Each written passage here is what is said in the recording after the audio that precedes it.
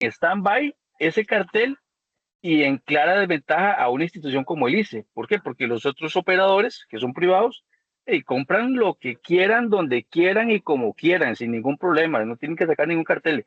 Y nosotros, en este caso, que estoy, digamos, haciendo mención del cartel de 5G, y pasó casi 2 años, profe, para que tuviéramos una resolución. Y esto, evidentemente, pues tiene un lucro cesante también que afecta mucho a la institución y Ujú. aparte de poder arrancar en tiempo y forma, ¿verdad? Entonces, las instituciones públicas que estamos en competencia, yo sí siento y creo que desde el Poder Legislativo debería de saber salir alguna ley, ¿no? Una ley de fortalecimiento real, pero no lo que tenemos ahorita, ¿verdad? Porque, Correcto. pero ¿cómo poder correlacionar esa necesidad de una institución pública como el ICE contra el cumplimiento del derecho, ¿verdad? Me refiero al tema de la licitación, o sea, Claro, cómo poder claro. manejarlo, complicadísimo. Sí, bueno, y son muchas cosas, David, pero digamos, eso es como para una mesa de café, digamos, porque sí hay muchas cosas que están ahí en juego, digamos. Habrá algunos intereses que no querrán que el ICE se meta en la danza del 5G. Entonces, que pues, amarran al burro mientras el tigre está suelto. Bueno, ya cuando sale la resolución, ya el ICE tiene 3, 4 años de atraso en relación con los otros competidores. Entonces, ¿cómo se llama la obra? ¿Eh? Bueno, son cosas que a veces el derecho no solamente es el derecho, al final se cumple con el derecho, pero bueno, de ahí de repente el artículo 41 se lo pasan por donde mejor les quepa. Iba a decir una vulgaridad que he dicho que me acordé. A que por cierto, espero hayan estado apuntando las cosas que dije antes, porque me acabo de dar cuenta que no había puesto a grabar, pero ya estamos grabando, ahora sí. Pero hay cosas de lo que dije al principio que lamentablemente se quedaron, se me fue la pájara, pues estaba, no sé, emocionado de verlos y se me fue. Y ¿qué dije yo antes de? Ah, vean lo que dice el 41. Ocurriendo las leyes, todos han de encontrar reparación para las injurias o daños que hayan recibido en su persona, propiedad o intereses morales. Debe hacerse justicia pronta, cumplida sin denegación y en estricta conformidad con las leyes. Es claro que si una justicia no es pronta, puede ser muy cumplida, pero si no es pronta es en sí misma una denegatoria de justicia. Y eso es un tema serio, ¿verdad? Yo creo que sí debe apelarse incluso a nivel procesal, que los tribunales le den cierto nivel de prioridad a este tipo de situaciones como la que David nos está planteando. Pero bueno, escuchemos a Javier, que tiene la mano levantada, a Lenín y a Nayetli. Profe, con respecto a lo que mencionaba el compañero Guillermo sobre las cosas que aparecen o no en la Constitución, ¿verdad? Siento yo que, y no sé si ando un poco perdidillo, ahí usted me corrige, y aparece también, ahí tenemos en lo que son las normas escritas y no escritas, ¿verdad? Ahí yo creo que, y los derechos reales creo que caben mencionar ahí, que no están tan explícito, pero están, ¿verdad? Y todo eso Así es. está siempre, no tan directamente, pero están siempre dentro de lo que se mencionaba dentro de la Constitución, no tan explícitamente, pero están. Entonces, y no dejan de ser parte, no deja de ser parte, ¿verdad? De todo esto. Es algo interesante. No, no aparecen así, pero, pero ahí están. Ese era Así el es. aporte que quería hacer. Así es. Muchas gracias, Javier. Lenín. Esa parte, profesor, lo que yo analizo de la experiencia meramente laboral es que esto es como la Constitución al final de cuentas habla de la generalidad, la norma viene a hablar específico ya en su ley y su reglamento, y lo que se hace en práctica es que si la ley con su reglamento específico a la hora de aplicar un procedimiento, ejemplo, materia, por ejemplo, de tránsito, ejemplo, traslado de cargos a nivel de tema tributario, es compararle el derecho o lo que me dice la Constitución, que como administrado tengo como garantía versus lo que la ley y su reglamento respectivo me está aplicando. Si lo que me aplica a nivel de ley y reglamento no va en línea con lo que me garantiza la Constitución política, es ahí donde se hace el análisis que no es, como usted decía, no necesariamente desprende, pero es ese análisis de comparación de la regla superior por tema de jerarquía versus lo que establecen las leyes y reglamentos específicos. Bueno, eso es Así lo es, que se ve en la parte práctica. así es, exactamente. Es el ejercicio de una forma de integración del ordenamiento jurídico como un todo. Por eso a mí no me gusta hablar de, digamos, me gusta hablar del ordenamiento jurídico, porque cuando hablas de ordenamiento jurídico estás abarcándolo todo. Y es ese análisis, es el necesario análisis que implica, vaya, consultar cualquier fuente normativa, o como bien lo señalaba Javier, escrita o no escrita, ¿verdad? Porque, hay fuentes no escritas como la jurisprudencia y otros, los principios generales, etcétera, que todo eso integra y al final hace que podamos hacer una labor interpretativa para resolver una situación específica, ¿verdad? Y no necesariamente todo tiene que estar contenido en la Constitución. Nayet Lee. Hola, profe. En realidad es una consulta como un poquillo salida de tema. Es sobre la tarea. ¿Eso solamente lo sube una persona del grupo o todos, como para saber si hay que subirlo todos antes de que acabe el tiempo? No, una sola tarea por equipo, recuerden. Ah, bueno, Y listo. lo que sí es que, por favor, póngale una portadita al Con los trabajito nombres. donde indiquen quiénes trabajaron, correcto. Ah, bueno, listo. Que si no, entonces Gracias. yo asumo que o sea, si no, yo El no que puedo no está, adivinar, no ¿verdad? hizo. Ajá. Ok. Claro, claro, porque si solamente, o sea, si no ponen la portada, entonces, ¿qué es lo que tengo yo? La persona que subió el trabajo. Entonces tengo que buscar la lista del grupo y tengo una, dos, o solamente dar los puntos al que la subió, o asumir que todos trabajaron, entonces buscar en la lista, y no necesariamente. Obviamente una persona como yo, con esa ternura que me caracteriza, yo optaría por darle los puntos a todos, pero no es lo justo. Lo justo es que de verdad quien reciba los puntos es quien de verdad trabajó y aportó. Está bien. ¿Verdad? Muchas gracias. Todos trabajamos, no se preocupe. Me parece muy Pero bien. sí, ahí lo subimos Es con más, portada entonces. ni siquiera tenía la duda de que alguno no hubiese aportado. Pero bueno, por si acaso, ¿ah? Por si acaso. Ok, entonces continuamos, muchachos, porque aquí me encanta este grupo porque se arman unas discusiones sabrosísimas. Lo que pasa es que a veces tengo que estirar el, digamos, el tiempo para poder cubrir los temas que quiero conversar. Entonces, decía que em, el autor, don Rubén Hernández, nos plantea que es complicado establecer una definición específica de lo que es el derecho de la Constitución y que por tal motivo es que se recurre a tratar de definirlo a partir del análisis de los objetos de estudio del derecho de la Constitución. Y ahí indicamos cuáles eran esos objetos de estudio, siendo que son cuatro. El primero que es el estudio de la estructura del Estado, el segundo que es el estudio de la composición y funcionamiento de los órganos constitucionales, el tercero que es el estudio de los principios fundamentales del régimen político del Estado y finalmente el estudio de los derechos de los administrados y su posición frente a a la autoridad pública. Entonces, sobre esto, la semana anterior desarrollamos el estudio de la estructura del Estado. Y recuerden ustedes que hablamos del artículo 9. Estoy apenas resumiendo, no voy a profundizar porque ya todo lo hablamos la semana anterior. Hablamos del artículo 9 donde se establece básicamente el esqueleto del Estado costarricense, indicando que son tres poderes distintos e independientes entre sí, el legislativo, el ejecutivo y el judicial.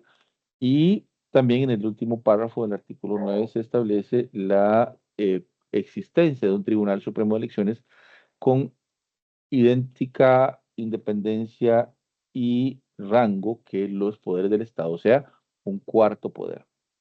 De manera tal que tenemos los tres poderes tradicionales, legislativo, ejecutivo, judicial, y el poder electoral en nuestra estructura de Estado en Costa Rica, ¿verdad?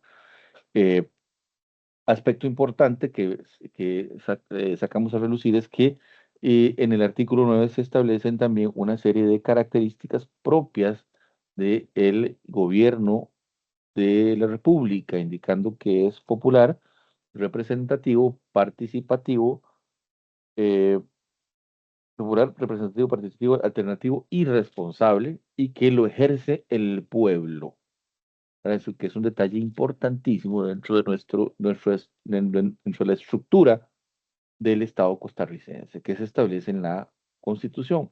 ¿Por qué razón? Bueno, porque justamente de acuerdo con el artículo primero de la Constitución, se establece que Costa Rica es una república democrática, libre, independiente, multiétnica y pluricultural, o sea, una república que además de ser democrática, libre e independiente, es muy diversa en cuanto a la composición de la gente que vive en ese estado. Y a pesar de esa diversidad, en el artículo 2 nos dice que la soberanía reside exclusivamente en la nación, que es el concepto que yo les dije que hay que cambiar porque no está bien, no es concepto nación, sino bien en el pueblo. Ese es el verdadero concepto que debe utilizar. Entonces, la soberanía reside en el pueblo, que somos ustedes y yo y todos nuestros demás compatriotas a lo largo y ancho de este país, que somos el soberano y que por tal tenemos justamente ese peso fundamental de ejercer responsablemente las labores que como soberano tenemos. No por nada el artículo 9 dice que el gobierno de la República lo ejerce el pueblo y tres poderes distintos e independientes entre sí. ¿Verdad? Ven ustedes. Y para muestra de eso, pues hablamos también de que, por ejemplo, en el artículo 3 se establece un delito, que es el delito de traición a la patria. ¿Y quién comete el delito de traición a la patria? Cualquier persona que se arrogue la soberanía. ¿Por qué razón? Porque la soberanía reside exclusivamente en el pueblo, o sea, solo el pueblo es el soberano. De igual manera, también este tema de las características del gobierno eh, de ser popular, representativo, participativo y alternativo, tiene que ver con la democracia representativa, ¿verdad? Que es parte del poder que tenemos como soberano. Y por esa razón en el artículo 4 también se establece otro delito, que es el delito de sedición, y es el delito que comete cualquier persona o reunión de personas que asuma sin tenerlo la representación del pueblo. ¿Por qué? Porque es solamente el representante del pueblo quien el pueblo realmente escoja y defina como tal. Y por esa razón es que tenemos los mecanismos propios en nuestro sistema para, eh, para, eh, para poder generar esta sucesión en el poder, tanto a nivel del Poder Ejecutivo como en el Poder Legislativo, etcétera, ¿verdad? Bueno, a nivel de los gobiernos locales también, ¿verdad? Y sí, David nos recuerda que la semana pasada hicimos una mención a don Célimo Guido y a don José Miguel Corrales, que en el movimiento que hubo en el gobierno de Carlos Alvarado oponiéndose al tema de la reforma fiscal, etcétera, de alguna forma se autonombraron representantes del pueblo, ¿verdad? Entonces, alguien les recordó, miren, eso es sedición, ¿verdad? Ok.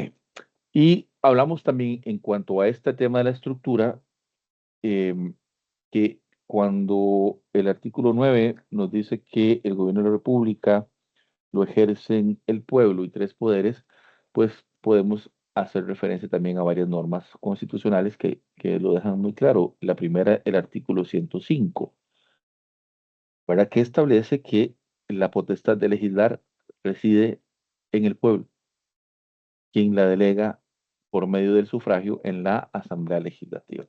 Palabras más, palabras menos. Aquí no estoy leyendo, estoy acordándome más o menos de lo que dice el 105, ¿verdad? Entonces, ven ustedes, la potestad de legislar reside en el pueblo, quien lo delega a través del sufragio en la Asamblea Legislativa.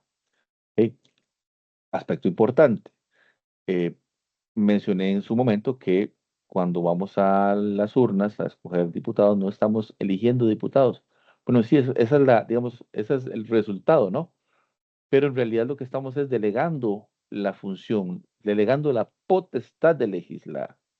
Ese es el verdadero acto que estamos haciendo cuando vamos a las urnas y votamos en la papeleta para diputados y diputadas. Y el artículo 130, igual palabras más, palabras menos, dice el poder ejecutivo lo ejercen en nombre del pueblo el presidente y los ministros de gobierno en calidad de obligados colaboradores. Entonces, es esto, evidentemente, es darle cuerpo a este planteamiento del artículo 9. ¿No? El poder ejecutivo lo ejercen en nombre del pueblo, o sea, es un mandatario, es como que le estamos dando un poder a esa persona que escogemos para que ejerza y lidere el poder ejecutivo. Y también hablamos que, pues obviamente este acto pasa por la idea, o sea, debería ser así, pues que no lo es, por las razones que sean, pero no lo es. Debería ser que escojamos a una persona por la propuesta de gobierno que nos está presentando en campaña. Es como cuando vamos a escoger a una persona que queremos contratar.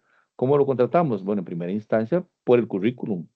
Bueno, obviamente después la entrevista, pero el currículum es importante.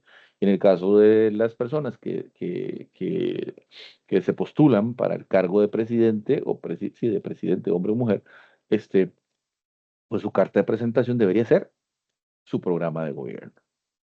¿Verdad? Porque entonces estamos contratando, estamos dándole el poder a esa persona porque nos gustó la propuesta. Entonces queremos que en esos 4 años realice lo que dijo que iba a hacer. Esto es buena teoría. Todos sabemos que muchas personas de las que van a votar, ni siquiera la portada de los planes de gobierno de sus candidatos de preferencia, y ni mucho menos los de oposición, se han leído. Pero bueno, ojo con esto porque realmente eso sería el escenario ideal para que esta democracia pueda ser una democracia además madura, donde el soberano ejerce con responsabilidad esa labor de delegar, de dar el mandato, y es fundamental. Entonces creo que con eso más o menos habíamos hablado, hasta ahí habíamos llegado a la clase anterior, si no me equivoco, ¿verdad? Y bueno, es importante. Entonces la estructura del Estado costarricense básica está en el artículo 9. 3 poderes y un cuarto poder, ¿verdad? Y el papel preponderante del soberano, que es el pueblo, y por lo tanto el papel hiperrelevante que tiene el ejercicio del sufragio en Costa Rica. Bueno, que dicho sea, olvidaba mencionar el artículo 93 de la Constitución, que establece que el sufragio es, más allá, más allá de un derecho, es una función cívica primordial y obligatoria. Y evidentemente es primordial y obligatoria porque justamente del responsable ejercicio del sufragio como función cívica, pues dependerá la salud de la democracia en este país, ¿verdad? Y esto es importante. Más o menos por ahí de eso más o menos lo que habíamos hablado, ¿cierto? ¿Sí? Ok.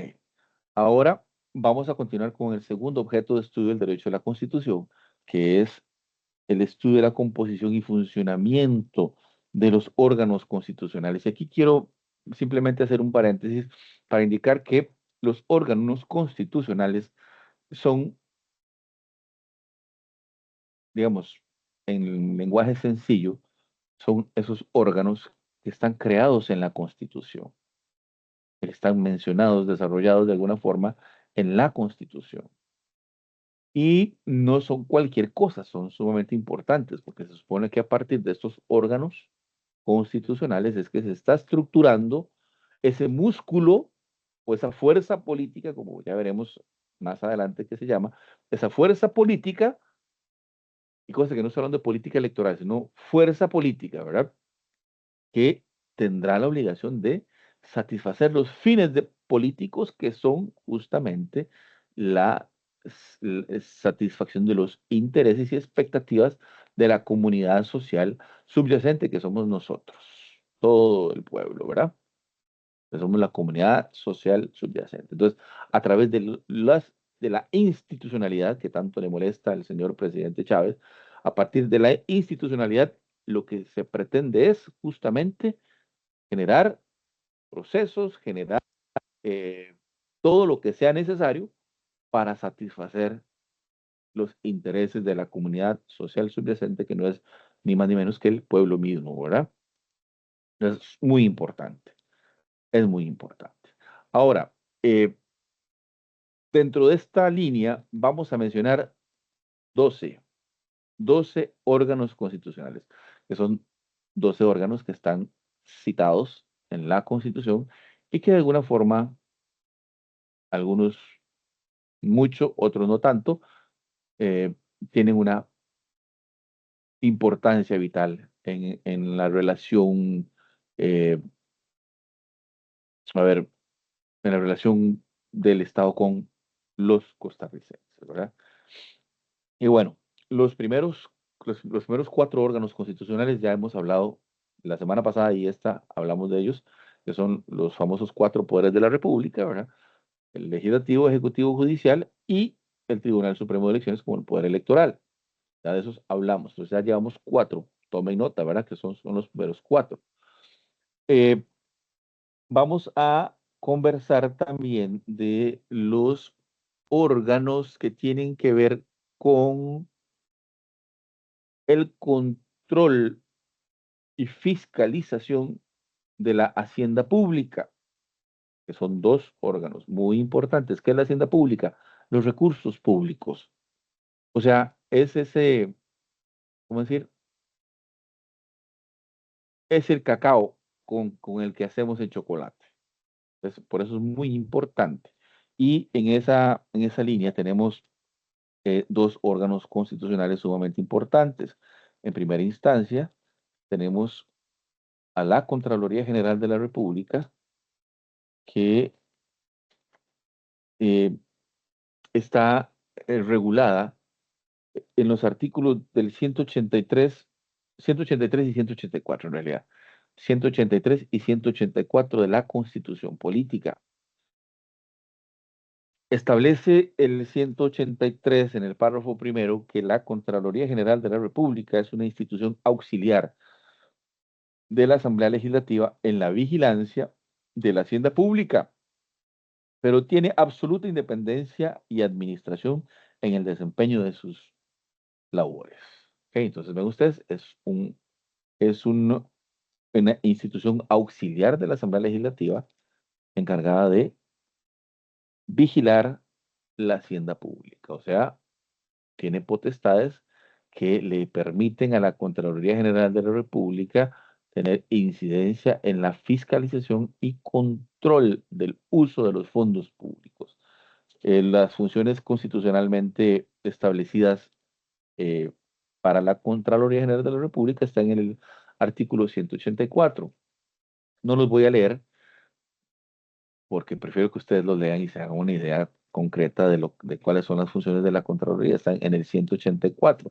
Lo que sí quiero decirles es que en el inciso 5 del artículo 184 se establece también una suerte de competencias residuales para la Contraloría. ¿Qué significa esto? Significa que no solamente las competencias que están eh, indicadas en la Constitución son las que la Contraloría tiene, sino que hay una competencia residual, porque vean lo que dice el inciso 5, las demás que esta Constitución o las leyes le asignen. O sea, que es posible que vía ley se le asignen nuevas competencias o otras competencias que no son las que se mencionan en los primeros 4 incisos del artículo 184.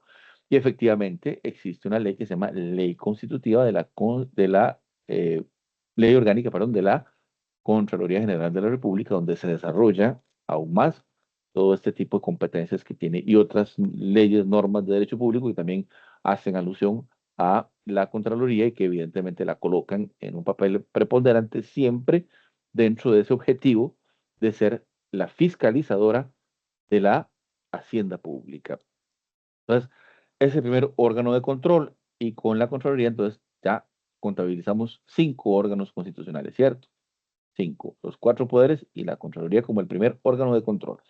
Y existe otro órgano de control que es la Tesorería Nacional. Y esta está regulada en los artículos 185, 186 y 187. Repito, del 185 al 187. ¿Qué es la Tesorería Nacional? Bueno, es un organazo. Vean lo que dice el 185. La Tesorería Nacional es el centro de operaciones de todas las oficinas de rentas nacionales, Este organismo es el único que tiene facultad legal para pagar a nombre del Estado y recibir las cantidades que a títulos de rentas o por cualquier otro motivo deban ingresar a las arcas nacionales. En otras palabras, es la que recoge todo lo que se recoge y la única por la que puede salir eh, los recursos para los diferentes destinos que el Estado deba, eh, a los que el Estado deba destinar estos fondos, ¿verdad? No sé si ustedes han escuchado de la Caja Única del Estado. Ok, bueno, es eso. Esa es la Caja Única del Estado. Ahí donde entra toda la plata que entra por tributos, por multas, por todo, entra ahí. Y desde ahí donde sale. ¿Y quién la saca? La tesorería es la que autoriza las transacciones de esos dineros que están ahí debidamente resguardados. ¿Ok? Entonces, volvemos a la contabilidad. 4 supremos poderes y 2 órganos de control. La Contraloría General de la República y la Tesorería Nacional. Ok, seguimos. Dentro de la estructuración del Estado costarricense se establecen también en esta Constitución de 1949 se establece una vocación del Estado costarricense hacia la descentralización del poder. ¿Y esto qué es? Bueno, es de alguna forma establecer que algunas funciones que originalmente o tradicionalmente venía cumpliendo el Poder Ejecutivo como tal, el Poder Central, antes de la Constitución del 49 se llamaba el presidente y los secretarios de Estado. Después del 49 es el presidente y los ministros de Estado, ¿verdad? Eh, Se establecían una serie de funciones que pues debían realizar las diferentes secretarías del Estado en la Constitución de 1871. Pero en la Constitución de 1949 se abre esto y se establece que algunas funciones que estaban abocadas o estaban destinadas para el cumplimiento del Poder Ejecutivo como tal, se descentralizan, se sacan, se sacan del Poder Ejecutivo Central y se destinan en eh, lo que conocemos en nuestra Constitución como las instituciones autónomas. Una de ellas es el ICE, ¿verdad? Que tiene que ver con todo el tema eléctrico y telefónico, en su momento, ¿verdad? Ahora, pues, tema de telecomunicaciones y otras cosas que ya la tecnología ha avanzado, pero bueno. Eh, y bueno, ¿qué es lo que son las instituciones autónomas? Bueno, justamente esas administraciones donde, imagínense ustedes que el poder y las funciones del Estado son como un pastel, un enorme queque, ¿verdad? Dame las manos si quieren imaginárselo mejor.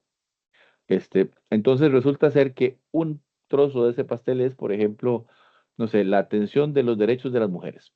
Entonces se corta ese pedazo de pastel y ¡pum! Ya no lo va a ver necesariamente el Poder Ejecutivo Central, sino que lo vamos a depositar en una institución autónoma que se llama Instituto Nacional de las Mujeres, INAMU. ¿Ok? Otra función, otro encargo constitucional al Estado es, por ejemplo, la protección de la niñez. Entonces, hay un pedacito en ese poder que se llama niñez y adolescencia. Se parte ese pedacito, se saca del poder central y se deposita, perdón, en una institución autónoma que se llama Patronato Nacional de la Infancia. Otra función importante que ha definido el Estado costarricense es el suministro de agua potable para las poblaciones, ¿ok? Entonces hay un pedacito de pastel que se llama agua potable y alcantarillado. Entonces se corta ese pedacito y se deposita en una institución autónoma que se llama Instituto Costarricense de Acueductos y Alcantarillado. Y así todas las instituciones autónomas que existen tienen justamente un encargo específico, por eso se llama cuando hablamos de las instituciones autónomas, estamos hablando de la descentralización funcional, con funciones específicas, ¿verdad? Que se descentralizan, se sacan del Poder Ejecutivo Central y se depositan en las instituciones autónomas. ¿Con qué finalidad? Bueno, con la finalidad de que puedan eh, tecnificarse y además eh, eh, ofrecerse estas funciones, generar estas funciones, servicios a lo largo y ancho del país, de acuerdo a la estructura orgánica que estas instituciones desarrollen. Entonces, esa es descentralización funcional o institucional. Cualquiera de los dos nombres está bien dicho. Descentralización institucional, porque son instituciones autónomas, o funcional, a mí me gusta más hablar de descentralización funcional, porque estamos hablando justamente de funciones. Javier, hace rato tener la mano levantada, ya está, hasta morada se le puso la mano, tenerla levantada hace rato. Sí, profe, ya estaba cambiando de color. Profe, eso es muy interesante, ¿verdad? Porque muchas veces se habla sobre la distribución de las riquezas, ¿verdad? Pero a veces no es tan, no es tan parejo, no es tan igual como se piensa, como se dice muchas veces, ¿verdad? Porque lo ponen bonito y todo, sí, repartición de la riqueza y todo para todos. El pueblo está bien, llegan a instituciones de ayudas y todo, está bien. Pero muchas veces yo soy de Guanacaste. Es una provincia que produce demasiada plata, ¿verdad? Y si lo vemos, si nos podemos ver así y todo, esa es plata que no se queda aquí. Entonces, entonces pasan muchas cosas y todo, y uno dice, entonces, entonces no la estamos viendo y por eso digo, es muy complejo, muy interesante porque muchas veces suena bonito, lo ponen bonito, pero muchas veces no se está cumpliendo lo que se dice. Ojalá fuera así, fuera parejo para todos, pero sí, siento que no, profe, y la verdad es que me gustaría y, que realmente sea como se debería hacer, pero al menos, vuelvo y le repito, o no sé qué, o dónde van esos fondos. Bueno, sí sé, realmente sí sé que sean para el GAM, y aquí la municipalidad, pues, también tiene que ver mucho con eso, ¿verdad? Y sí, profesor, mi Muy bien. aporte, que ojalá se haga como tiene que ser. Sí, ojalá, ¿verdad? Ahí vamos, ahí vamos. Eh, ok, entonces el otro órgano constitucional que tiene que ver con la descentralización ya no se refiere a la descentralización funcional o institucional, sino a la descentralización territorial y tiene que ver concretamente con el artículo 168, 169, 170 y siguientes de la Constitución. En el párrafo primero del artículo 168 dice la Constitución que para los efectos de la administración pública, el territorio nacional se divide en provincias, estas en cantones y los cantones en distritos. Eso es lo que me interesa recordar de este 168 para efectos de esta clase. El 169 nos dice la administración de los intereses y servicios locales en cada cantón estará a cargo del gobierno municipal. Eso es lo que me interesa resaltar para esos efectos. Y en el 170 se dice las corporaciones municipales son autónomas. Eso es lo que me interesa para efectos de esta clase de rescatar. Entonces, ¿qué es lo que quiero decir? Que también existe una estrategia de descentralización a nivel territorial, partiendo de esa división territorial que tiene por constitución nuestro país. Vean ustedes que se dice, bueno, el Estado se divide en provincias, las provincias en cantones. Pero justamente no es a nivel provincial, sino a nivel cantonal que se decide generar la descentralización de carácter territorial. ¿Y a qué se refiere con la descentralización de carácter territorial? De colocar a nivel territorial, en este caso cantonal, un gobierno, un gobierno local constitucionalmente diseñado para poder administrar los intereses y los servicios en ese cantón. Y un aspecto fundamental, porque es que esto no es nuevo, o sea, las municipalidades existen en Costa Rica desde antes de la independencia, pero esto sí es nuevo, es que en el artículo 170 se dice que estas corporaciones municipales son autónomas. Eso sí es un cambio cualitativo que la Constitución de 1949 le otorga a los gobiernos locales. Y esto es importante, muchachos, porque justamente a partir de esta definición, o bien a partir de esta determinación de autonomía por parte de las municipalidades, es que las municipalidades tienen toda la libertad para definir cuáles son los intereses y cuáles son los servicios que quieren y deben prestar en cada cantón. Y, por ejemplo, hay cantones donde las municipalidades administran acueductos, por ejemplo. Hay cantones donde las municipalidades tienen policía municipal, en otros no, etcétera. ¿Por qué? Porque es que esto es una determinación constitucional para que cada cantón defina cuáles son los intereses y servicios que quieren que la municipalidad les preste. ¿Cómo? ¿Qué es lo tradicional? La recolección de basura, porque eso, y obviamente la construcción de caminos eh, vecinales y las aceras, si se puede con acera, mucho mejor. Eso es, digamos, como lo más básico. Pero hay una serie de aportes que también hacen los gobiernos locales en otras áreas, como la cultura, etcétera, que también son parte de lo que las municipalidades pueden y deben definir a partir de esa autonomía. Entonces, con esto estamos contabilizando ahora, si no me equivoco, a ver, cuatro, dos de control y dos órganos de descentralización, ¿verdad? Los cuatro poderes del Estado, los dos órganos de control de la Hacienda Pública, Contraloría General de la República, Tesorería Nacional, y los dos órganos de descentralización de la función pública a nivel funcional, las instituciones autónomas, y a nivel territorial, el régimen municipal o las municipalidades. 8, ¿verdad? Hasta ahí. Bien, uno que quiero resaltar con especial ahínco es el servicio civil, que está regulado en los artículos del 191 al 193 de la Constitución. Y el servicio civil, muchachos, tiene una función muy importante y que también es creación de esta Constitución del 49.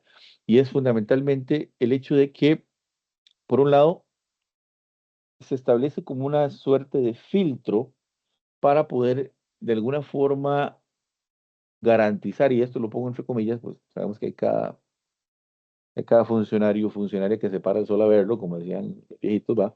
Se supone garantizar la idoneidad de los funcionarios o los servidores que el Estado contrata. Pero entonces hay una serie de exámenes de servicio civil, este, se le aplican ciertos tests psicológicos y qué sé yo. Entonces, hay un grupo, hay como un banco de personas elegibles, ¿verdad? Que se supone todas son idóneas, ¿verdad? En la especialidad en la que están eh, postulándose, ¿verdad? Entonces, esto es muy importante. Y el otro aspecto es que si una persona es contratada por servicio civil, también se le garantiza cierto nivel de estabilidad en el trabajo, ¿verdad? Porque eh, eh, para poder destituirlo, para que se pueda quedar sin trabajo, pues tiene que haber todo un debido proceso que está regulado en las leyes y reglamentos propios del servicio civil, ¿verdad? Y esto quiero comentarles porque era muy común antes que el empleo público fuese un botín político, ¿verdad? Y estoy hablando de antes de la Constitución del 49. Entonces, cuando entraba un partido, entraba con toda su gente, ¿verdad? Entonces, significa para que un partido entre y entre con toda su gente, la gente del partido que perdió tiene que salir. Entonces, generalmente eran maestros, policías, básicamente, ¿verdad? Entonces, esto, sin duda alguna, hacía que hubiese mucha inestabilidad en el trabajo para estas personas, ¿verdad? Que no se alineaban a ciertos partidos. Entonces, por eso el servicio civil viene a decir, bueno, aquí el criterio con el que se debe discriminar la designación de funcionarios y funcionarias para la administración pública es a partir de criterios de idoneidad. Aquí no me importa si usted pegó 20.000 banderas o si no pegó ninguna. Lo importante es que si usted tiene su currículum, tiene sus atestados, si hace los exámenes para estar dentro de la lista de elegibles, tanto teóricos como prácticos, como los test psicológicos, etcétera, usted resulta ser una persona idónea para poder trabajar en la administración pública. Y por esa razón es que, obviamente, cuando una persona es nombrada por servicio civil, para poderla quitar tiene que haber todo un proceso, ¿verdad? Un debido proceso. Jalarse una torta, por ejemplo, y obviamente a partir de la torta que se jaló, pues que haya todo un debido proceso eh, para que, pues, al final se determine si debe o no debe eh, salir de la función pública. Con el servicio civil llegamos entonces a 9, ¿cierto? A 9 órganos constitucionales. Ok, vamos con el 10º que está en el artículo 55. Y este es uno de los que yo no entiendo por qué está, pero digamos que se respetó y está bien. Digo, no porque no sea importante, no vayan a creer, pero me parece que está a nivel de otros que no están en la Constitución. Y el artículo 55 constitucional nos dice que la protección especial de la madre y del menor estarán a cargo de una institución autónoma denominada Patronato Nacional de la Infancia, con la colaboración de las otras instituciones del Estado. Permítame ver si este artículo tiene alguna reforma. No. Entonces, bueno, el Patronato Nacional de la Infancia, como de una clara vocación del Estado costarricense de proteger a la niñez y brindarle pues esa, esa protección, ¿verdad? Y vean que indica que aunque el Patronato Nacional de la Infancia es el principal encargado, también debe contar con la colaboración de las otras instituciones del Estado. Bueno, esto hace que la función que desarrolla el Patronato Nacional de la Infancia pase por la necesaria coordinación con otras entidades, ¿verdad? Como por ejemplo, si la violación de derechos de las personas menores, pensemos un casito, ¿verdad? Un niño de repente es reportado por la escuela de que tiene, no sé, 3 semanas de no ir a clases, pues obviamente se denuncia entre el patronato, se hace la visita y empieza a analizarse la situación, ¿no? ¿Qué es lo que pasa, mamá? Bueno, y lo que pasa vea, es que eh, en esta casa solamente eh, mi marido trabaja remuneradamente. Yo trabajo mucho en la casa, pero solamente recibimos el salario de mi marido. Resulta ser que hubo un movimiento en la empresa y le cortaron el rabo. Entonces estamos sin dinero. Ahorita estamos subsistiendo con unos ahorritos que tenía mi esposo y con la ayuda de los familiares de ambos que estamos. Ahí estoy inventando. Esta es una novela que estoy inventando, ¿no? Y pasa mucho, ¿cierto? Entonces, ¿qué es lo que sucede? No nos alcanza la plata ni para comprar el uniforme, porque de feria, este carajillo del año pasado a este creció un montón, parece que le hubieran echado levadura. Entonces ya ni el pantalón, ni la camisa, ni los zapatos del año pasado le quedan. No tenemos plata para cuadernos, entonces es una mucho menos para comprar libros. Entonces, por esa razón es que hemos estado aguantando a ver si Dios primero a mi marido se puede conseguir otra vez un trabajito y poder. Bueno, entonces, ¿qué es lo que sucede? Hay toda una esfera protectora al Estado donde el Patronato Nacional de la Infancia puede remitir la situación de esta familia al Instituto Mixto de Ayuda Social, al IMAS. ¿Para qué? Para que el IMAS haga el análisis, el estudio social y pueda incluir a esta familia dentro de los diferentes programas, ¿verdad? De asistencia social que amerita la condición en la que están. Eventualmente también a todos los sistemas de becas que tiene el Ministerio de Educación, que son becas de comedor por ejemplo, y el tema del traslado, ¿verdad? De los transportes de la casa a la escuela y viceversa. Entonces, de esta manera, a través del concurso del Patronato Nacional de la Infancia, de repente se satisface la satisfacción de los derechos de esta criatura que por una situación económica estaba siendo privada de su derecho a estudiar. Bueno, y otros, muchos otros, ¿no? Me imagino que también el tema de la alimentación no estaba muy bien, etcétera. Entonces, ven lo que implica este planteamiento del artículo 55 cuando dice que la protección especial de la madre y del menor está a cargo de una institución autónoma denominada Patronato Nacional de la Infancia con la colaboración de las otras instituciones del Estado, cada una dentro de su campo competencial, evidentemente. Y esta es el 10º órgano, ¿cierto? Es el 10º. Ok, vamos al 11º. En el artículo 73 la Constitución dice, se establecen los seguros sociales en beneficio de los trabajadores manuales e intelectuales, regulados por el sistema de contribución forzosa de Estado, patronos y trabajadores, a fin de proteger a estos contra los riesgos de enfermedad, invalidez, maternidad, vejez, muerte y demás contingencias que la ley determine. La administración y gobierno de los seguros sociales estarán a cargo de una institución autónoma denominada Caja Costarricense del Seguro Social. Entonces, es la Caja Costarricense del Seguro Social, muchachos y muchachas, esa, eh, esa décimo.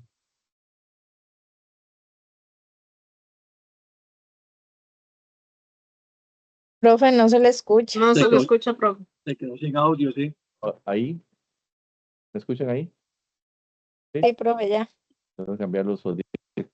Cuando toco el cable, pues ya es que ya alguito les he dado camino. Tal vez mañana, si me acuerdo, voy a ver, conseguirme unos audífonos nuevos. A estrenar algo este mes de la patria. Eh, entonces, si no me escucharon, prepare que lo que está diciendo yo. Ok, entonces, vean que esta disposición del 73 nos coloca dentro de un Estado que debe ser garante del bienestar de las personas y por lo tanto se crea este régimen de seguridad social. Es un régimen tripartito, Estado, patrono y trabajador, ¿verdad? Con la finalidad de poder darle atención médica a los trabajadores y salvaguardar su bienestar y su salud, ¿verdad? Y todo esto se coloca bajo gobierno de una institución autónoma que se llama Caja Costarricense del Seguro Social. ¿Ok? Esa es la número 11. Y la número 12 y final la encontramos en el artículo 84 y artículo 85 de la Constitución, que nos dice lo siguiente: la Universidad de Costa Rica es una institución de cultura superior que goza de independencia para el desempeño de sus funciones y de plena capacidad jurídica para adquirir derechos y contraer obligaciones, así como para darse su organización propios. Las demás instituciones de educación superior universitaria del Estado tendrán la misma independencia funcional e igual capacidad jurídica que la Universidad de Costa Rica. Entonces, bueno, es lo que nos incorpora el artículo 84, justamente la educación superior pública, la educación superior en manos del Estado. Y esto quizá ahora no tenga, bueno, tenga un montón de aspectos para discutir, sobre todo, pues obviamente ustedes saben que el presidente de la República, casi que los 3 años y resto que tiene de gobierno, se ha dedicado a arrearle duro a las universidades públicas, entonces por no querer soltarle la plata para el FES, ¿verdad? Y hay cosas que evidentemente las universidades públicas deben revisar y demás, pero yo quisiera colocar esto en el contexto de su creación, porque justamente la Universidad de Costa Rica nace en la década de los 40 con la gran reforma social que impulsa el doctor Calderón Guardia en esa década. Y pues de esto voy a hablar más en detalle cuando veamos la historia constitucional costarricense. Sin embargo, lo que quiero poner es, para efectos de esta ilustración, es determinar que esa gran reforma social, aparte del capítulo de garantías, derechos y garantías sociales, se crea el Código de Trabajo, se crea la garantías sociales, Código de Trabajo, se crea la Caja Costarricense del Seguro Social y además, como cereza al pastel, está la creación de la Universidad de Costa Rica. Y es que antes en Costa Rica solo existía la Universidad de Santo Tomás y la Universidad de Santo Tomás únicamente daba la carrera de Derecho. Y además, no cualquiera podía ingresar a la Universidad de Santo Tomás. Entonces, la universidad pública, dentro de este esquema de la reforma social del doctor Calderón Guardia, viene siendo como una estrategia de ascenso social de, eh, de, de cualquier hijo de vecino que tenga capacidad intelectual para poder sobrellevar una carga académica universitaria y eventualmente graduarse y convertirse en un profesional. Así que ya no solamente los hijos de los ganaderos, de los cafetaleros y etcétera, podían salir del país a estudiar en las universidades en Europa o en Estados Unidos, donde les diera la gana, donde les alcanzara la plata, sino que ya también el hijo del zapatero puede ir a la universidad si tenía capacidad intelectual para, el hijo del lechero, el hijo del señor de la pulpería, si tenían condiciones académicas para poder seguir una carrera universitaria, podían hacerlo porque ya existía una universidad estatal, pública, abierta para que cualquier muchacho o muchacha en este país con condiciones intelectuales suficientes pudiese incorporarse y ser graduado universitario en Costa Rica. Y obviamente con su nivel profesional, pues aspirar también a un ascenso social, no solo de él, sino de su familia. Entonces ven ustedes cómo resulta ser sumamente trascendente dentro de nuestro esquema constitucional la existencia de la creación de este órgano constitucional. Ya en el 85, en el 85 ya no se habla solo de la Universidad de Costa Rica, sino que también habla de eh, el Instituto Tecnológico de Costa Rica, la Universidad Nacional y la Universidad Estatal a Distancia. Y todos estos dentro de esa estrategia de desarrollo, no solamente a nivel económico, sino también a nivel social, que plantea el texto constitucional de 1949, del que vamos a hablar justamente en el próximo objeto de estudio. ¿Alguna duda, pregunta, comentario, chisme, berrinche? ¿No? Les voy a pedir un segundito. Todo claro. Voy a, para antes de arrancar con el tercer objeto de estudio, un segundito.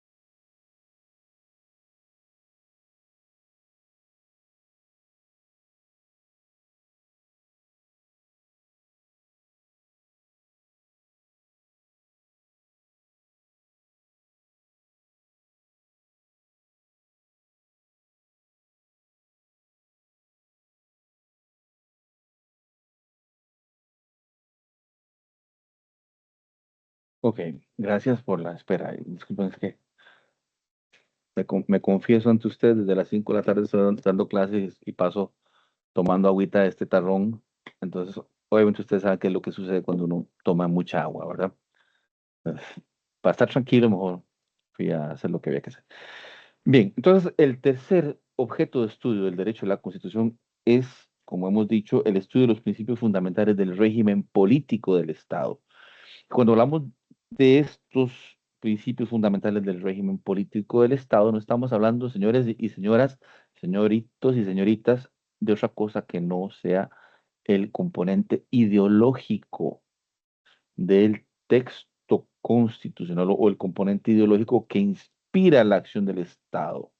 Entonces, tenemos constituciones liberales, donde pues obviamente al ser una constitución liberal, pues existe una función muy particular del Estado de cara a las funciones que desempeña en el ejercicio del- ¿me escuchan?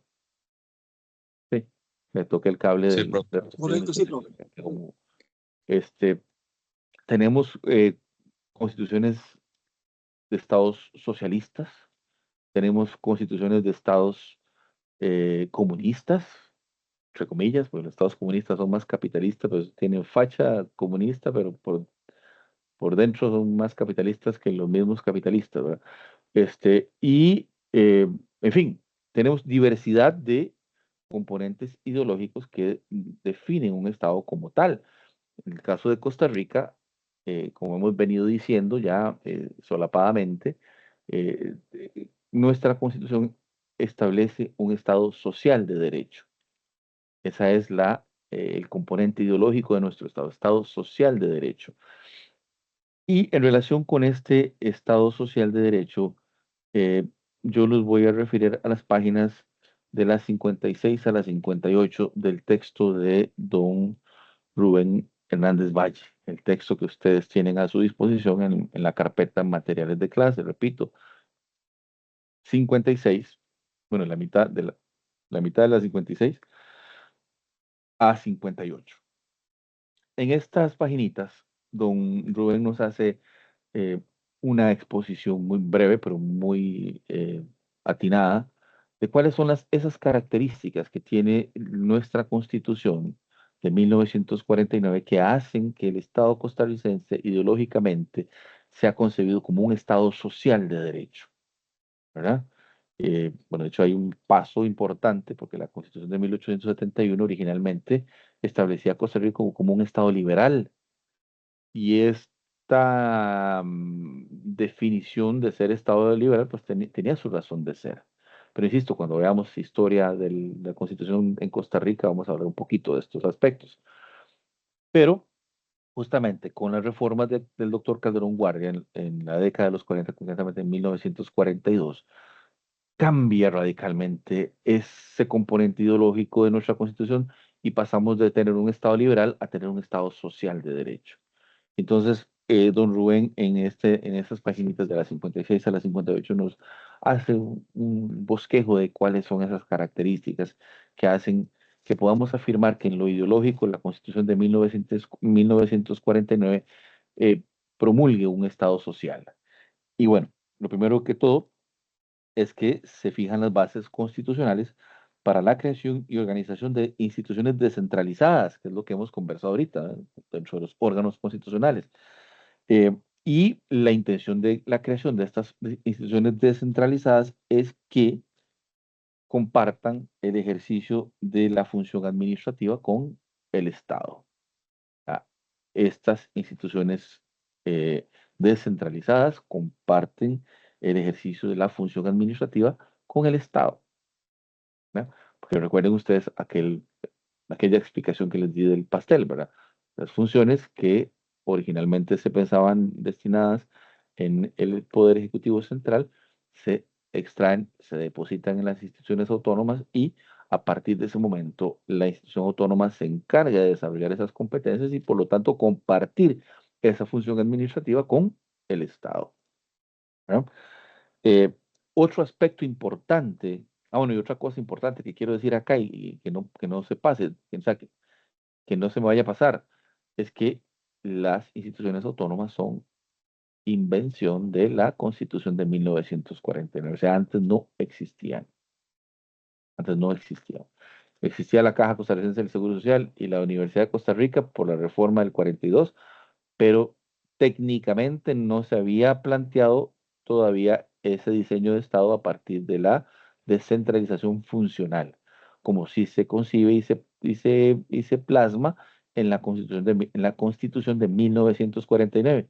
Quizá por la experiencia de estas dos instituciones de las que estoy hablando, ¿verdad? De la Universidad de Costa Rica y de la Caja Costarricense del Seguro Social. Entonces, es muy importante. O sea, decididamente es con la Constitución de 1949 que empezamos a hablar de instituciones autónomas. ¿Ok? Ok, otro aspecto que en lo ideológico marca a nuestra Constitución como una Constitución que sostiene un Estado social de derecho es que se definieron las bases y libertades y garantías necesarias para un sistema social y económico más justo con potestades de organización y dirección del Estado dentro del respeto a la propiedad privada y a la libre empresa, concebidas como fundamentales, pero claramente relativas. Esto nos va a dar espacio para hablar un buen rato. Y el asunto es este, o sea, eh, con esta constitución se eh, establece o se hace un bosquejo de un Estado que pueda desarrollar un sistema social y económico más justo. Por lo tanto, se le otorgan al Estado una serie de atribuciones y potestades que originalmente el Estado liberal no tenía, ¿ya? Como la de intervenir en algunos aspectos, por ejemplo, económicos, eh, estableciendo, a ver, tarifas para servicios públicos, estableciendo, por ejemplo, eh, salarios mínimos, eh, que los patronos, las personas que contrataban personas, pues tenían necesariamente que respetar ese salario mínimo. Entonces ya no es la oferta y la demanda, ¿verdad? La que regula esa relación, esas relaciones de empleo, sino que las relaciones de empleo se convierten en relaciones de interés público y por lo tanto se establecen, por ejemplo, todas estas regulaciones. Entonces, esto es fundamental porque se apuesta hacia una sociedad más justa a partir de roles específicos que el Estado empieza a tener que anteriormente el Estado liberal no tenía, ¿verdad? Entonces, un aspecto importante es que, bueno, todo esto, o sea, esta intervención por parte del Estado se da, pero siempre respetando la propiedad privada y la libertad de empresa, pero entendiendo que tanto la libertad privada como la libertad de empresa son fundamentales, pero también son relativas. Ustedes dirán, profe, ¿qué carajos está diciendo? Bueno, explico. Eh, es importante que se respete, por ejemplo, la propiedad, pero la propiedad también es relativa. Y veamos, por ejemplo, el artículo 45 de la Constitución, que eh, creo que todos van a caer en cuenta de qué se trata. Dice, la propiedad es inviolable. Hasta ahí estamos, como dicen, a cachete, a lo que planteaba justamente una constitución liberal. La propiedad es inviolable. Pero sigue diciendo, a nadie puede privarse de la suya si no es por interés público legalmente comprobado previa indemnización conforme a la ley. Entonces ven, aquí es donde, como decía mi abuelo, la mula botó a Genaro porque la propiedad es inviolable, claro, pero, pero también la Constitución dice que podría estar sometida o podría estar supeditada a un interés público. Pero obviamente ese interés público tiene que ser, según la Constitución, legalmente demostrado. Y para que el Estado pueda privar de su propiedad privada a alguien, primero, tiene que indemnizar. ¿Cómo se llama esto? A ver, La expropiación. correcto, correcto, correcto. La expropiación. Dígalo como afirmación, no como pregunta, Ginela. La expropiación, profe, así con toda categoría. Ok, la expropiación, es como por si acaso, no, no, exactamente, es la expropiación. Es que, Por si no era, profe. sí, no, no, pero hay que estar seguro, cuando uno va a decir algo, tiene que estar seguro. Y lo peor que va a pasar es que, no, mire, no es así. Pero no importa, nadie se muere por equivocarse. Como Que lo lo decía diga yo, Chávez, que me equivoco todos los días. ¿Ah? ¿Qué dice Chávez? decía exprópiese. Ah, sí. Este, entonces, bueno, ¿qué es lo que sucede aquí? Bueno, Javier, por ejemplo, puede tener una finca maravillosa allá en Guanacaste y resulta ser, bueno, que a pesar de la belleza y tiene sus vaquitas y tiene lo que sea, no sé, un desarrollo maravilloso, pero resulta ser que a alguien se le ocurre que en esa parte de Guanacaste, y para poder conectar a los productores, hay que dar un vueltón del diantre. Entonces resulta ser que hay un nuevo trazado con estudios geológicos y demás que dicen que si se atraviesa por el puro centro de la propiedad de Javier una carretera, en lugar de durar 2 horas, van a durar únicamente 40 minutos. Entonces, hay un interés público legalmente demostrado. Entonces, l- ¿tiene derecho a la propiedad privada, Javier? Claro que lo tiene, pero está supeditado a un interés público. ¿Mm?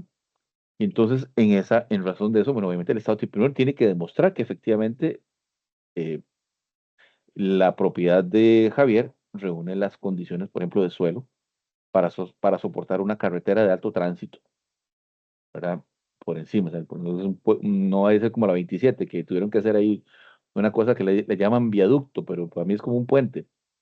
¿Han visto ese? Bueno, me imagino que sí, sobre todo los de Guanacaste, que está bonito, a mí me gusta, yo cuando he pasado por ahí me gusta, pero eso lo hicieron porque ese terreno no era apto para soportar el tránsito que lleva, después se hundía cada rato.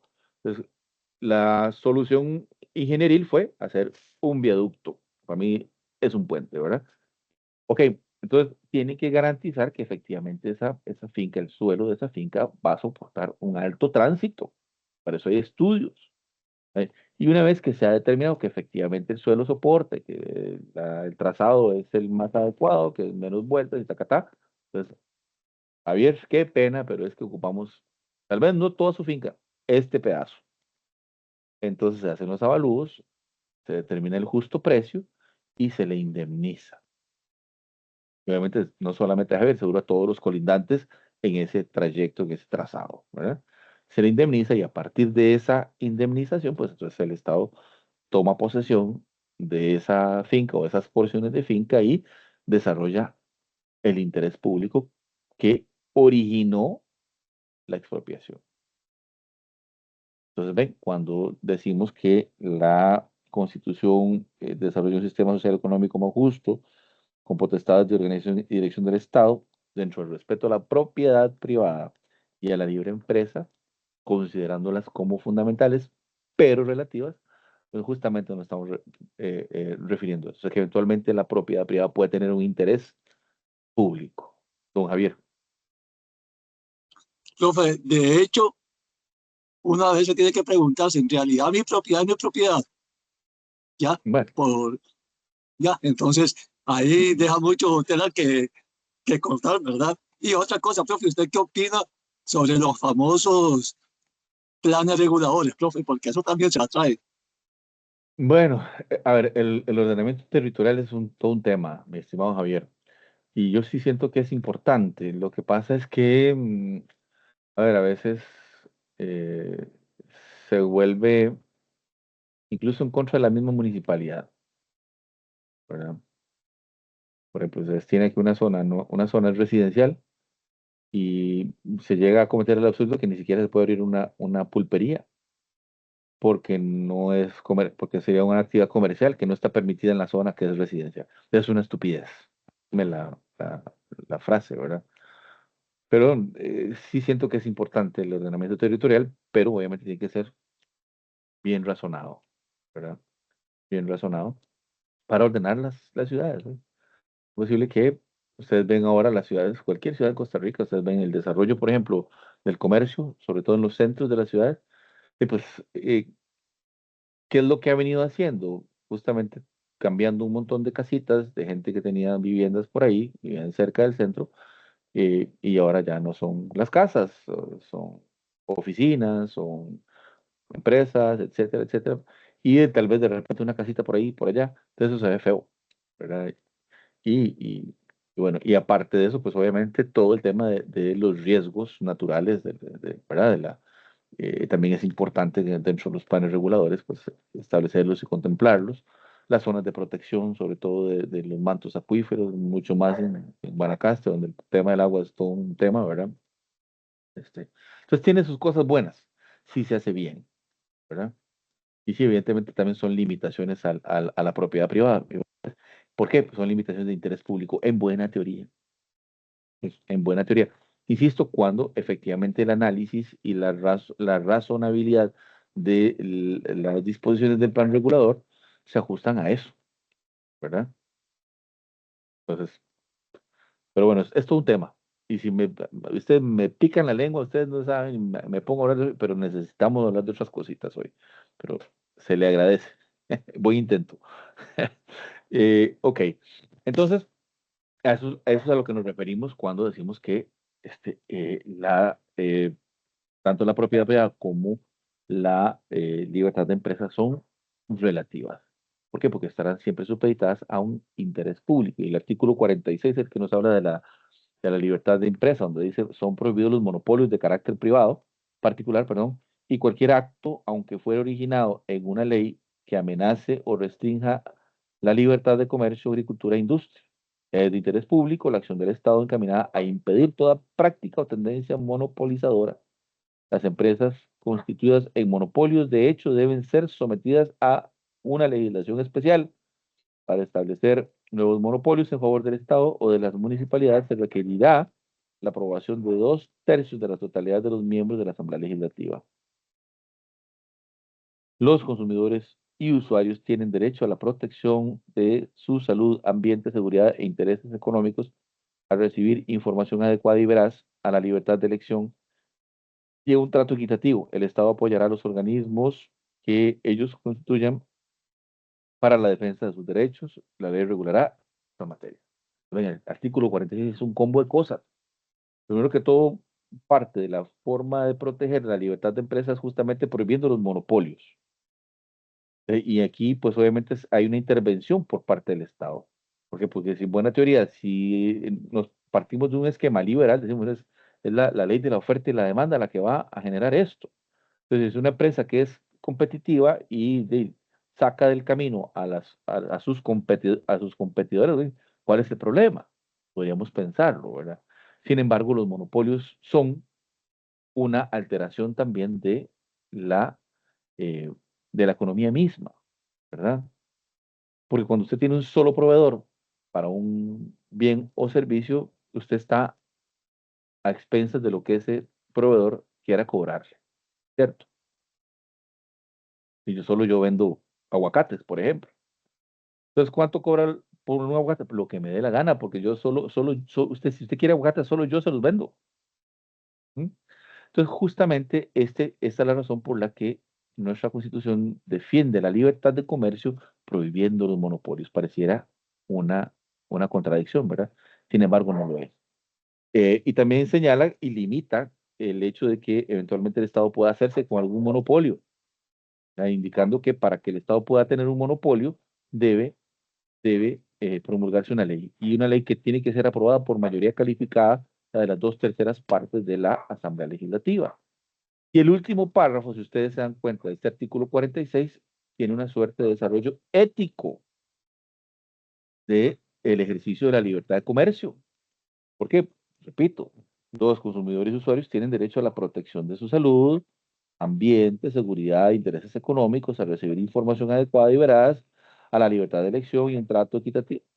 Es un componente, un combo ético que tiene que ver justamente con el tema de la libertad de comercio y obviamente la defensa al consumidor.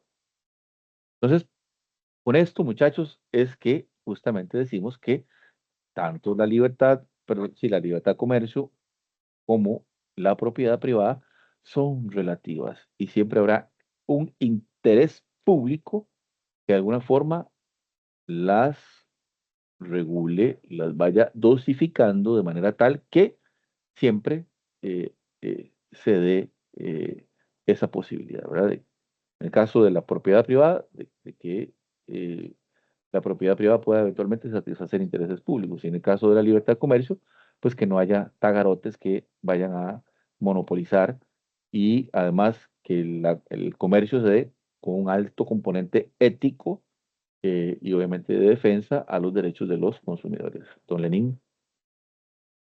Eso está interesante porque a pesar de que existe ahorita que usted habla, y no, quizás no se puede hablar del concepto de monopolio tal vez como tal, pero antes que hablaban del tema de contratación, se da y retoma ahí un tema que habló una compañera que no me acuerdo el nombre, el tema de las juntas de educación. Hay casos en zonas donde hay 3 o 4 personas específicas que siempre son las que ganan los contratos, porque al cartel lo que le hace falta decir es que se llame fulano tal y tenga número de Sí, cédula tal, ¿verdad? sí, Y sí. por eso le digo, no necesariamente hablamos de monopolio, pero prácticamente eso es lo que pasa, ¿verdad? Porque es un sector abarcado por 4 personas, Ujú, básicamente. Y no es posible que en toda una región solo 4 personas cumplan con esas características. ujú, Y ha pasado que cuando otras personas aplican y ganan el cartel, hacen una apelación acudiendo a datos específicos que obviamente al tener recurrentemente esa licitación, ellos van a tener el tema de experiencia más amplio. Así es, así es, así es. No, pues son detalles, ¿verdad? En buena teoría, el sistema, el SICOP se supone que viene a tratar de ir limitando este tipo, ir reduciendo este tipo de malas prácticas. De hecho, por un largo tiempo las juntas de educación estuvieron excluidas del uso de SICOP al principio, ¿verdad? Pero entiendo que ya no, ya están obligadas a contratar igual por SICOP. Así que, pero son detalles. Ok, continuamos para ver si logro terminar con este bendito tema ideológico hoy.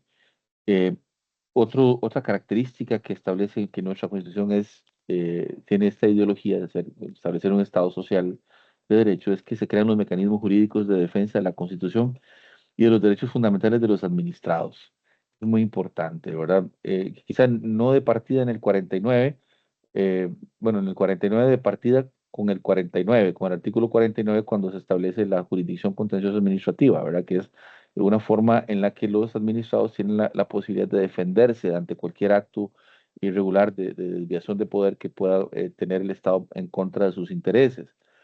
Pero a partir del año 89 se crea la jurisdicción constitucional en Costa Rica y entonces se establecen los recursos de amparo, los recursos de habeas corpus y también se abre la posibilidad de que se planteen acciones de inconstitucionalidad que vienen de alguna forma a nivelar este terreno y a generar un espacio ¿cómo se llama?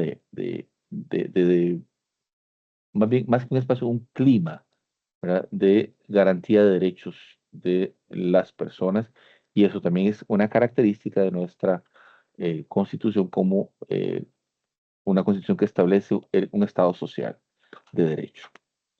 Y después hay una serie de normas programáticas, muchachos, que son súper maravillosas, digo yo, porque establecen, como su nombre lo dice, son normas programáticas. Cuando nos referimos a normas programáticas, nos estamos refiriendo a normas que no necesariamente establecen el cómo, pero sí establecen claramente el qué. Entonces, el cómo lo tendrá que resolver el Estado, pero el qué lo define la Constitución. Por ejemplo, el artículo 50 de la Constitución, en el párrafo primero, dice, el Estado procurará el mayor bienestar a todos los habitantes del país, organizando y estimulando la producción y el más adecuado reparto de la riqueza. Artículo 50 en su párrafo primero. Una norma programática o sea, por definición y por esencia, ¿no? Lo que dice, el Estado procurará el mayor bienestar a todos los habitantes del país. Es una norma programática, es una finalidad del Estado. Lograr, procurar, generar el mayor bienestar a todos los habitantes del país. Y tira unas líneas básicas diciendo que este mayor bienestar a todos los habitantes del país podría conseguirse a través de la organización y estimulación de la producción y, por lo tanto, del más adecuado, de la más adecuada repartición de la riqueza. ¿Lo ven? Entonces hay una preocupación del Estado debe establecer a través de diferentes normativas, a través de diferentes políticas públicas, esta cuestión. Generar mayor bienestar a la mayor parte del Estado, para todos y todas. Estimular la producción y garantizar un adecuado reparto de la riqueza como normas programáticas. ¿Ok? Pues pensemos a ver cómo podría el Estado haber hecho cosas como estas. Bueno, evidentemente, no sé, de repente fomentando la ley de zonas francas, por ejemplo. La ley de zonas francas. A mí particularmente no me gusta mucho porque prácticamente en zona franca las empresas únicamente aportan los salarios y la seguridad social de los trabajadores, punto. Después de ahí no pagan impuestos a las municipalidades ni muchos otros impuestos al Estado. Pero bueno, digamos que es una forma de fomentar esto porque se crean oportunidades de empleo para la gente y de alguna forma pues se genera también un encadenamiento productivo a partir de que la gente tiene capacidad de consumo, ¿cierto? Entonces, si una persona tiene capacidad de consumo, va a ir a la pulpería, se va a ir a echar una cervecita cuando juegue la liga, se va a ir al supermercado a comprar lo que le hace falta en la quincena, etcétera. Entonces, esto hace que se dinamice la economía. Y bueno, y eso de alguna forma también genera repartición de riqueza porque gana el pulpero, gana el de la cantina, gana el del supermercado, etcétera, ¿verdad? Se va dando vuelta. Y aparte de esto, pues obviamente otro tipo de aspectos como el tema del salario, sí, del salario, del salario mínimo, ¿verdad? Que es por disposición constitucional, etcétera. Entonces son aspectos importantes que va generando. Este, otra norma programática que es muy importante es la del artículo 56. Yo siempre vacilo, pero no es tan en vacilo, es en serio, que este artículo 56 es casi un poema, ¿verdad? Algo bonito. Si ustedes lo leen, bueno, a mí me gusta, se los voy a leer así, no apasionadamente, pero sí los voy a leer. Dice, el trabajo es un derecho del individuo y una obligación con la sociedad. O sea, no solamente es un derecho, es una obligación, o sea, no queremos vagos. El Estado debe procurar que todos tengan ocupación honesta y útil. O sea, el Estado tiene que estar siempre buscando la forma en que todo el mundo tenga empleo. Es por lo que me ponía, me parece, el línea hace un rato, es la atracción de inversión, ya sea nacional o extranjera, pero con la finalidad de que todo el mundo pueda tener un empleo. Pero no cualquier empleo, sino que debe ser honesto y útil, debidamente remunerada, e impedir que por causa de ella se establezca, se establezcan condiciones que en alguna forma menoscaben la libertad o la dignidad del hombre o degraden su trabajo a la condición de simple mercancía. El Estado garantiza el derecho de libre elección de trabajo. Entonces, ven ustedes, estamos hablando de una norma programática que nos establece justamente el tema del trabajo, no solo como un derecho, sino como una obligación con la sociedad. Y también un papel que debe cumplir el Estado tratando de garantizar que todo el mundo tenga un empleo honesto y debidamente remunerado, entendiendo que la remuneración por el trabajo es un elemento dignificador del trabajador. Y esto está ahí en nuestra Constitución, por eso digo que es como un poema.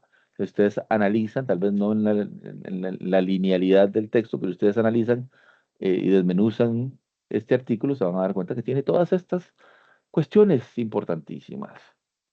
Otro elemento importante acá nos lo encontramos en el artículo 64 constitucional, eh, que plantea que el Estado debe fomentar la creación de cooperativas como medio para facilitar mejores condiciones de vida a los trabajadores. Pues, esto tiene una reforma, y lo vemos mejor en este texto que está actualizado.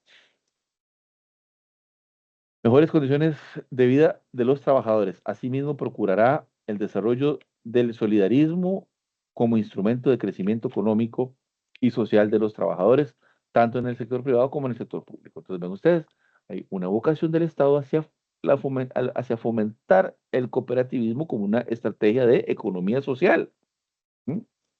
Donde los trabajadores que forman parte de las cooperativas son los dueños de la cooperativa y por lo tanto los principales beneficiarios de, eh, de la buena gestión de la cooperativa.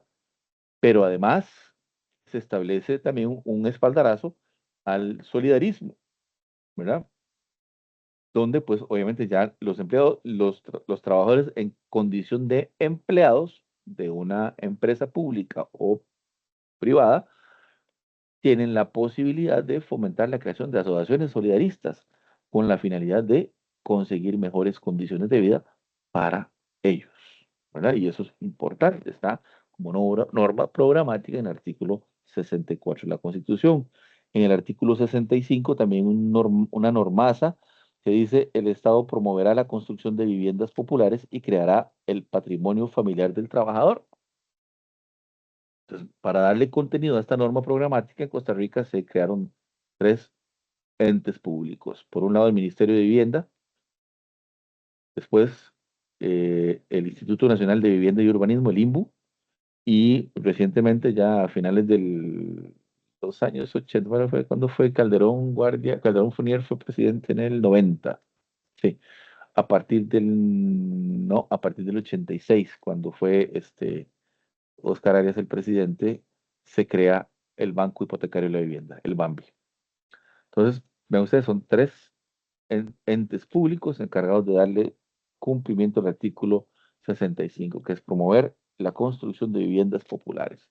O sea, tratar de garantizar un techo digno a todos los habitantes de este país, ¿verdad? Y con respecto a lo que se llama, a lo que se determina como patrimonio familiar del trabajador, es que, bueno, ustedes saben, una casita construida con bono tiene una limitación decenal. ¿Qué significa esto? Que en 10 años después de adquirida la casita no pueden hacer absolutamente nada con ella, más que pintarle y darle mantenimiento básico, obviamente, pero no la pueden alquilar, no la pueden vender, no la pueden hipotecar, no nada, porque hay un interés y se considera un patrimonio familiar del trabajador, ¿verdad? Entonces hay una limitación a esa propiedad privada también, que es parte de lo que hablábamos del artículo 45, es una limitación de interés público, ¿verdad? ¿Por qué? Porque es patrimonio familiar del trabajador. En el artículo 67 también hay un aspecto importantísimo que es característico de este Estado Social de Derecho y es que el Estado velará por la preparación técnica y cultural de los trabajadores. Cuando hablamos de esto, muchachos, estamos hablando de varias estrategias que a partir de esta norma programática de la Constitución, el Estado costarricense ha implementado, como por ejemplo a nivel de secundaria, es común que a lo largo y ancho de este país existan colegios agropecuarios y colegios técnicos, ¿verdad? Con la intención de que los estudiantes no solamente reciban formación, digamos, ¿cómo se llama esto? Bueno, académica básica, ¿cómo se llama esto? Ay, Dios. Bueno, sí, académica, La sino técnica, que, profe. sí, no, bueno, la académica, digamos, es la que en todos los colegios reciben, ¿verdad? Entonces es la formación académica, pero además una especialidad técnica. De hecho, yo soy fruto de un colegio vocacional, porque no sé por qué, porque entre ceja y ceja se me metió cuando estaba carajillo que yo quería ser mecánico, porque era un fiebre con los carros. Bueno, sigo siendo fiebre con los carros, pero digamos, entonces a mí se metió entre ceja y ceja. Y de tenía unos amigos que eran mecánicos, y entonces era una locura. Entonces yo, según yo, quería hacer esa carrera. Me metí a un colegio vocacional y estudié mecánica. No me fue tan mal, o sea, la verdad que era de los mejorcitos en teoría y en práctica, más o menos. Pero cuando hice la práctica profesional, yo me di cuenta que ni a patadas quería esa vida para mí, porque una cosa es estar ratitos en el colegio, en el taller, y otra cosa es trabajar todo el día en mecánica. Entonces yo dije, no, mire, esto no es para mí. Entonces mejor decidí meterme a la universidad. Dichosamente, pues tuve muy buen examen de admisión en la UCR y me pude meter a la carrera y estudié Derecho. Y por eso es que soy abogado al final. Pero bueno, también muchos muchachos que fueron compañeros míos en ese colegio, primero trabajaron como mecánicos en algunas empresas, la Toyota, en la Lagner Science, que era la que, sí, Lagner Science, bueno, no sé, bueno, en esos talleres normales de esos, trabajaron mucho tiempo, adquirieron suficiente experiencia y hoy por hoy, ya, bueno, después de hace varios años ya se han lanzado se han echado al agua y han hecho sus propios talleres, les va súper bien, ¿sí? Y nunca pusieron un pie en la universidad. Y con su trabajo de mecánicos les han podido financiar los estudios a sus hijos. Entonces, bueno, es parte de esa estrategia que se establece a partir del artículo 67. Pero además de los colegios vocacionales y los colegios agropecuarios, pues también en Costa Rica tenemos una institución autónoma que se llama Instituto Nacional de Aprendizaje, que también a lo largo y ancho del país genera una serie de formación y capacitación que ha ayudado a que muchas personas se coloquen en el mercado laboral, ¿verdad? Además diversas especialidades, mecánica automotriz es una, sé que alta costura, no sé, bueno, dicen que los cursos de inglés de línea son muy buenos, por lo menos eso había escuchado yo, no sé, nunca he llevado uno, pues sí. En fin, tenemos el INA. Y además de eso, también ya a nivel superior, también Costa Rica siguió la estrategia a partir de este artículo 67 de crear los colegios universitarios. Entonces, un colegio universitario casi que en todas las provincias, en Alajuela, sé que hay uno en Punta Arenas, otro en Cartago, en Limón, ¿verdad? Entonces, y resulta que hace unos años se unificaron y se creó lo que se conoce ahora como la Universidad Técnica Nacional y es una universidad, son universidades que lo que generan son eh, carreras técnicas, ¿verdad? de, digamos, que no duran tanto, el estudiante saliendo como con su título, y pues obviamente toda la formación es hacia la técnica, con la intención de generar justamente ese adiestramiento para el trabajo. Y todo esto, muchachos, es parte de lo que conocemos como este modelo ideológico que nuestra Constitución de 1949 ha incorporado y caracteriza al Estado costarricense como un Estado social de derecho. Y se me acabó el tiempo, lamentablemente, pero bueno, no me alcanzó para ver el cuarto objeto de estudio del derecho a la Constitución, así que la otra semana vamos a tratar de correr un poquito más. Trataré de no hacer un resumen tan largo de la clase anterior, así que bueno, espero contar con los apuntes de ustedes y lograr pues que podamos avanzar. De mi parte, agradecerles de verdad a todos por la atención y la participación. Me encanta cuando un equipo, cuando un grupo participa como ustedes. Eso me gusta mucho, aunque nos atrase un poquitico, pero prefiero eso y no, porque me parece que cuando se da la participación es que están ustedes atentos y lo que estamos hablando les interesa. Y eso, pues, para mí es más satisfactorio que atollarles, como decía mi abuelo, de un montón de materia que al final no es lo que quiero. Lo que quiero, prefiero ir despacito y con buena letra que rápido y con la letra torcida. Pues, un abrazo grande a todos. Cuídense mucho. eh, y nada, nos vemos la semana entrante. Recuerden que a medianoche se convierte en calabaza el que no presente la tarea. Así que bueno, ojo con eso. Eh, y nada, un abrazo, que esté muy bien y nos vemos la semana entrante, si Dios nos presta la vida. ¿Alguna duda, pregunta, Buenas noches, comentario? buenas noches. Buenas Gracias, noches. profe. ¿Cómo Buenas quedó esa noches. prisa? ¿Alguien sabe? ¿Cómo quedó esa prisa? Buenas noches, profesor. Chao, No sé. profe. Buenas Sí, ¿cómo quedó? No noches. sé. Muchas No sé, gracias, profe. yo sé que la Buenas liga ganó noches. ayer. La diga. Buenas noches. Buenas Gracias, profe. noches. Buenas Gracias. noches. Buenas noches, bendiciones.